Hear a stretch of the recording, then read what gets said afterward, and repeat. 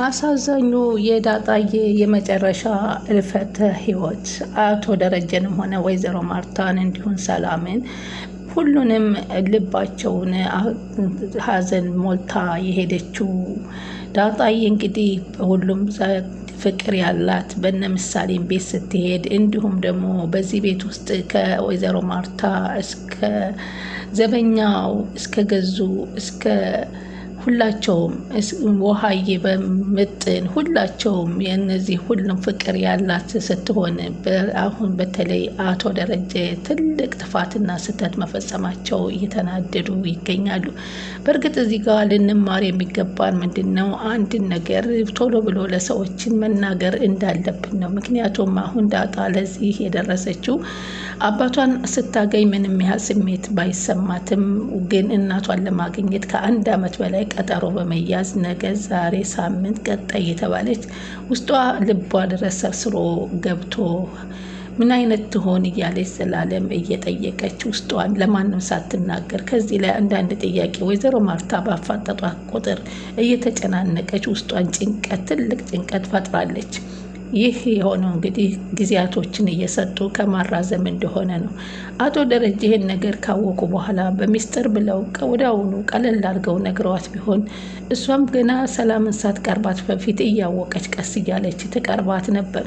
አሁን ደግሞ በስከ መጨረሻ ያን ሁሉ ነገር ጠብቃ ያስደነገጣት ከሰላም ነው ከሰራተኛዋ እያሉ እያንዳንዱን ድርጊት ሲያናግሯት እማየስ የሚል ጥያቄ ነበር የጠየቀችው። ምክንያቱም ወይዘሮ ማርታ ከእናት በላይም ሆነው ከና ብርጌድም በላይ አድርገው በጣም አይዞሽ የኔ ልጅ እያሉ እያጽናኑ ጎበዝ ነሽ አንቺ በርቺ እያሉ አንድ ነገር ሲደረግ አታደርግም እያሉ እንደ እናት ወላጅ እናት ከሚያደርገው በላይ የተንከባከቧት ስለሆኑ በእሳቸው ላይ የእሳቸው ስሜት ራሱ በራሷ ላይ አስቀምጣ ነበር ስሜቱን የተገነዘበችው። ለዛም ነው የደነገጠችው። ግን አነጋገሩም ደግሞ ጊዜ ወስዶባቸዋል። ወይ መጀመሪያውኑ ቀስ ብለው ከጊዜ በዜ እከሌ ሰላምስ ብትሆን ምን ይመስልሽ ነበር ትቀበያታለሽ ወይ እየተባለች እንኳን አይ ስለምትወድሽ ነው፣ አይ ስለምታቀርብሽ ነው፣ ልዩነት እንደዚህ ነው ከማለት ይልቅ ወዲያውኑ ሰላምን ብትሆን ብትናገር ይህን ነገር ሁሉ አይፈጸምም ነበር። ዳጣዬ በጣም ነው ያሳዘነችን። በእውነት ነው የምላችሁ። የእውነት የተድርጊት ምንሽ ድራማ የእውነት ድርጊት ነው መቃ መስሎ ለሰው እያስለቀሰህ የሚያሳይ እንድትታወት በትኩረት የሚያደርገው ማለት ነው። ምክንያቱም እሷ የነበራት አቀራረብና የምትሰማበትን ነገር ስትመለከቱ ትክክለኛ አንድ እናት ወላጁን አጥቶ በሚያገኝበት ጊዜ ምን አይነት ስቃ በውስጡ ስሜት እንዳለው የሚገልጽ ነው። አቶ ደረጀም እንግዲህ ለዚህ ነው ወይኔ እስከዛሬ አምቄ ይዤ አንድ ሰው ትጎዳለች፣ ማርታ ትጎዳለች እያልኩ ስል ለምንድን ነው ዳጣ ትጎዳለች ብዬ አስቤላት የማላቀው? ዳጣ እኮ ከመጣይ ጀምሮ እዚህ ቤት ለእኔ በጣም ፋውስ ናት። ሁሉን ነገር የምትረዳኝ የምታይዞህ የምትለኝ የምታበረታታኝ ከናታልና ከሷ እኮ ነው። በዚህ ብርታት እኮ ነው እዚህ የምደረስኩት። በእርግጥ እኔ ትልቅ ብርታቴ ማርታ ብትሆንም ከማርታ በታች ደግሞ ዳጣ አብርጌድ እንኳን ሁሉ ነገር ስታደርጋትና እኔንም ስታደርገኝ ሁሉን ነገር ችላለች። አበርጌድን በአሁኑ ሰዓት እህቴ ቅርበኝ ያን ጊዜ ሁሉ አስከፍቼሽና ብዙ ነገር አሳይቼሽ ብዙ ነገር ሰርቼ ቢሳለ ምንም ሳንኳኋን አሁን እንዴት ጥሩ ነገር ሆነን እህታማች ሆነን እህት አገኘሁ ብዬ ተደስቼ ሳልጨርስ በደንብ ተፈቃቅረን መጨረሻችን እንደዚህ ሆነ ወይ? እኔ ላንቺ አንቺ ለእኔ ሳንተሳሰብ እኔ እኮ እንደውም ናታልን ሁሉ ሰጥሻለሁ እስከ ማለት ውስጤን አሸንፌ ለመስጠት ለሷ ቆርጬ ነበር እያለች ትጸጸታለች። ናታልም በዛው ልክ ዳጣ ምን አደረኩሽ? ለምን ልቤን ሰበርሽው? ይህ ነበር እንደ ንግግራችን፣ ይህ ነበር እንደ ውለታችን። እኔ እኮ ስጦታውን እንኳ የገዛ እናትሽን ልሰጥሽ እኮ ነበረ አስቤ ጠብቂ ብዬሽ የነበረው እንጂ ሞትሽን ልትሰጭኝ አይደለም በማለት ናታልም ጥቅ ሀዘኑን ይገልጻል። ምን ተባብለን ነበር ዳጣዬ? ምን ተመካክረን ነበር? ይህ ነው እንዴ ትዕግስትሽ? ይህ ነው እንደ ማሸነፍሽ? እያለ እንግዲህ በጣም ተጎድቷል። እሱም ቢሆን ሌላው ቀርቶ እነገዙና እሷ ገዙና ራሱ ለዛ ራሱ በጣም የሚወዷት በጣም ደስ የምትላቸው ስትገባ ስትወጣ የምታጫውታቸው የምትቀልዳቸው ውሃ በተለይ እህቴ ብኮኝ ደስ ይለኛል እያለች ዘወትር የምትላትና እህቷ ብትሆን ምን ያህል እንደምትቀበላት ምጥን ራሱ አንዳንድ ጊዜ ስታወራት ስትጫወታት አብርጌድን ስትፈራ ዳጣን ግን ፈጽሞ አይፈሯትም ነበር። ዳጣ ደግሞ ምንም የምታስፈራ ልጅ አልነበረችም። ግን ይህ ነገር ይመጣል ብሎ ማንም እየጠበቀም አልነበረም። በጣም በሚያሳዝን ሁኔታ ነው አቶ ደረጀ ልዝና ሰላም ለዘላለም ጸጸት ያዙ። በተለይ ሰላም ምን ነው እንደዚህ ሁና ብኖረችልኝ፣ ምን ነው በቀረብኝ ባላሳወቅኩኝ፣ እንዲሁ እንደው በነውር ደግሞ እኔም እኮ እስከዛሬ ለምኛለሁ። ደረጃ አንተ ነህ ተጠያቂው። እኔ ዘወትር ገና ከቤት ውስጥ እያለሁ እንንገራት እያልኩ ዘወትር ጠቅቄ ያለሁ። አንተ ግን የሚታይህ ማርታ ማርታ የሚለው ነገር ነበር። ይኸው አሁን ስታዲያ መሰማቱ ይቀራል ብለህ ነው እንዴ? አይደለም በዳጣ ቢደበቅ በወንዱ ልጅ ህሳ በወንዱ ልጅ እኮ ይሰማል። ለማይደበቅ ነገር ጊዜ እየሰጠህ ልጄን አሳጣኸኝ በማለት እንግዲህ ሰላምም አቶ ደረጀን ወቀሳ ጀምራለች። አቶ ደረጀን በጣም የሚወዳትን ልጅ ነው ያጣሁት። አብርጌድ አንቺ አትረጂኝም እንዴ? ለምን አባዬ ጥፋተኛው እኮ አንተ ነህ። እስከዛሬ ታዲያ አንተ ለምን አልተናገርክም? እኔንም እኮ በቅርብ ጊዜ ነው ነገርከኝ። እኔም ራሴ ስንት ነገር አድርጊያታለሁ። ካሜራ እየገጠምኩኝ ጸጉሯን እስከማስመርመር ደረጃ ስንት ነገር በድያታለሁ ዳጣን። ይኸው አሁን ያገኘሁትን ፍቅር እኮ ከመጀመሪያው እህቴ ፍቅሬ ብዬ አብሬያት ትቀጥል ነበር። እኛንም እኮ ነው አባዬ ጎዳህን። እናቴም አሁን እኮ ገና ያላወቀችው ትልቅ ሚስጥር አለ። አሁንም እኮ እንደተጎዳች ናት። ወይዘሮ ማርታም እንግዲህ የአቶ ደረጀ ልጅ መሆኗን ስላላወቀች በዳጣ ሀዘን በጣም ነው የተሰማት። በእርግጥ አንድ ጊዜ ስትናገር ምን አደረገች ልጅቷ እኮ አይደለችም፣ ወላጆቿ ናቸው ተጠያቂነቱ። የአንድ ልጅ ስትወለድ ልጅቱ ሳትሆን የምትጠየቀው ወላጆቹ እናትና አባታቸው ስህተት ነው። ልጅ በአባቱ ስህተት አይወቀስም የሚል ቃል አስተናግራለች።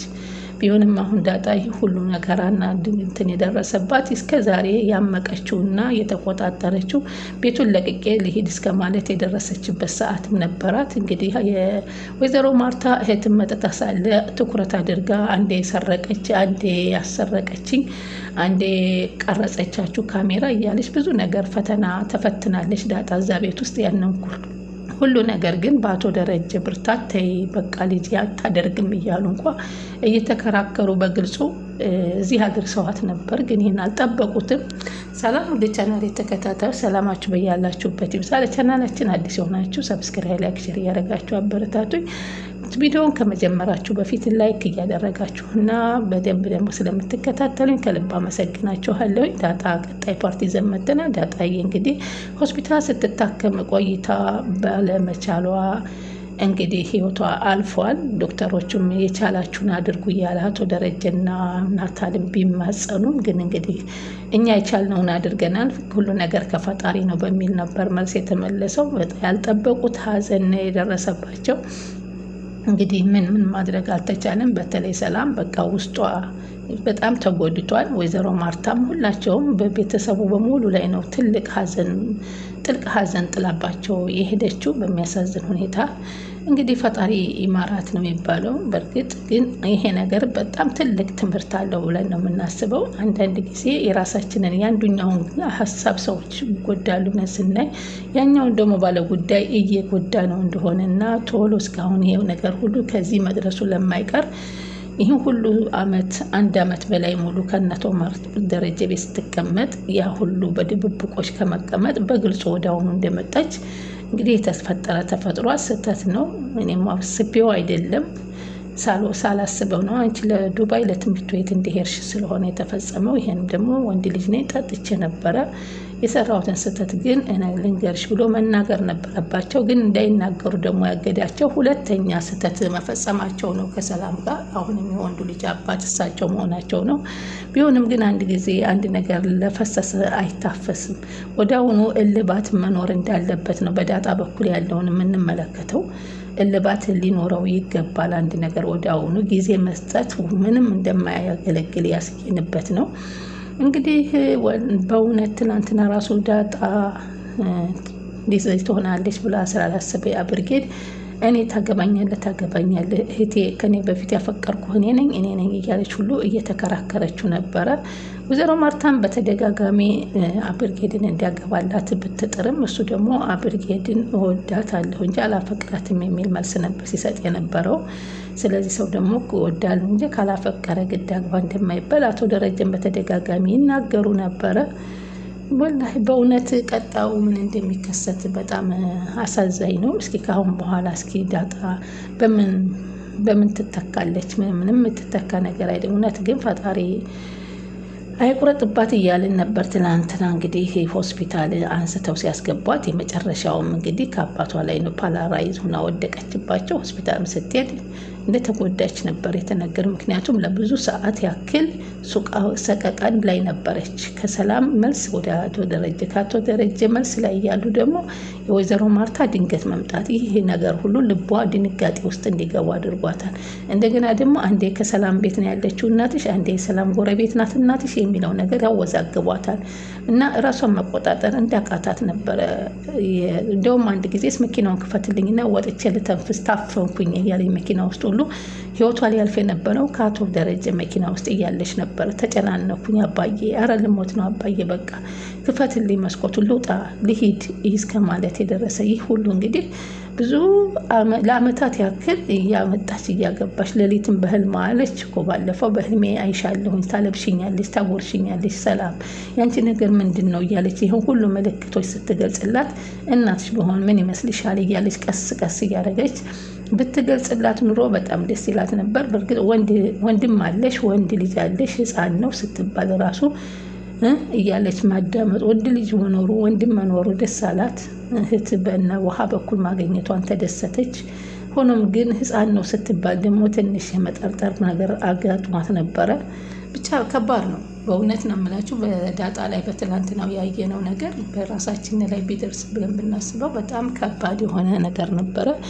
ለመቀበል ይከብዳል። ከዛ ላይ ደግሞ እኛም ተነቃቃን እያለ ወይዘሮ ማርታም ንቄ ብያለሁ ብላ ተናግራ ጣል አድርጋ የሄደችው ነገር ሁሉ ጥያቄ ፈጥሮባቸው ነበር። ልጁ ክትባት ሊሄድ ነው ብሎ መሸዋ ወዳቸው። አቶ ደረጀ ደግሞ ከዚህ ምጥ እንኳን አስወጣሽ ሲሏት እናቴ ለምን ትቆጣለች እንደማየ ከሰላም ቤት ሄድክ ብላ ሂድ ጠይቃት ትልሄድ ለምን እንዴ ምንድን ነው እየተፈጠረ ያለው? ይሄ ሁሉ ነገር ዙራ ጥምጥም ሲሆንባት በስከ መጨረሻ እናትሽ ሰላም ናት የሚለው ነገር ግን ከእውነት አስደንግጧታል።